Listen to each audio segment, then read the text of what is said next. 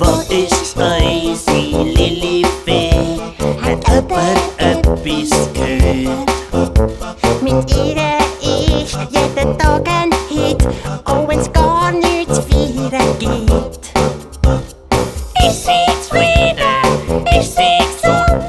Wir hoffen, es geht ihr gut.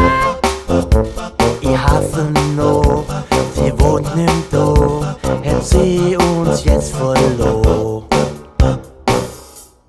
Was ist los mit der Lilifee? Wir haben sie schon lange nicht mehr gesehen.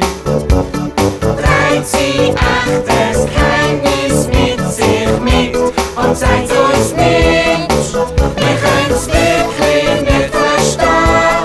Also ich komm da in dieser Sache nicht raus. Denn vor lauter Sorgen machen können wir nicht mehr lachen.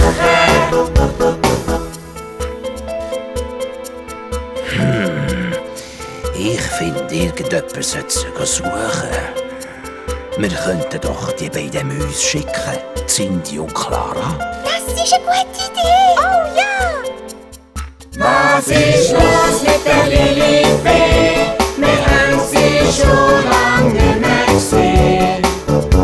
Trägt sie echtes Geheimnis mit sich mit und zeigt uns nicht. Wir können's wirklich nicht verstehen.